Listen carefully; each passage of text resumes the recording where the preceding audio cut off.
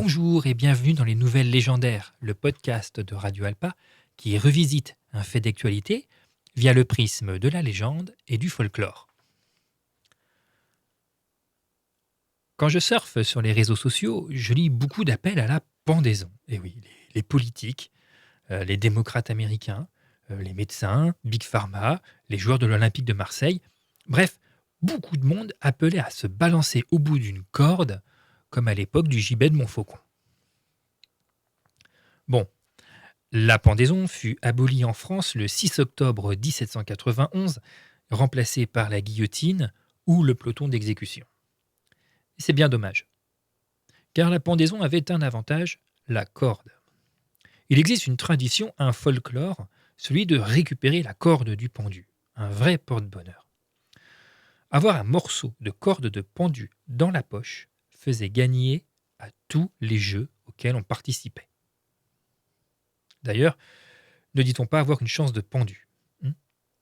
C'est quand même bien fâcheux qu'on ait aboli le supplice du gibet. Parce que pour gagner au loto, ce serait vraiment parfait. En parlant de loto, le 6 octobre 2019, la Française des Jeux fut privatisée et donc on pouvait acheter des actions. Et en véritable EVRP du gouvernement, Agnès Pannier-Runacher, la ministre qui avait décrit que c'était très mauvais la taxe sur les avions, car pour elle, de nombreuses personnes allaient travailler avec des avions. Donc travailler en avion, très courant. Alors, il est quand même bien fâcheux qu'on ait aboli le supplice du gibet, car ça permettrait de gagner beaucoup plus régulièrement, même tout le temps, au loto. En parlant de loto, le 6 octobre 2019, la Française des Jeux fut privatisée et on pouvait donc acheter des actions.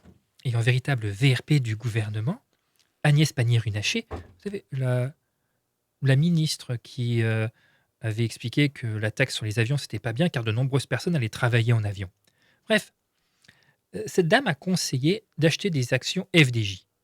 Et vous savez quoi? Elle avait raison. Alors ok, il y a eu des hauts et des bas. La crise a bouleversé un petit peu la bourse dans son ensemble, mais bon, ça va.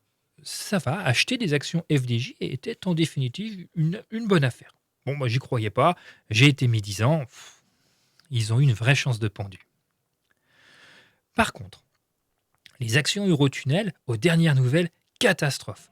Avec un trafic qui a chuté de plus de 70%, un chiffre d'affaires en constante dégringolade, ça sent très mauvais. Très, très mauvais. Et tout ça à cause du Brexit. Un vrai coup de Trafalgar. Pendaison.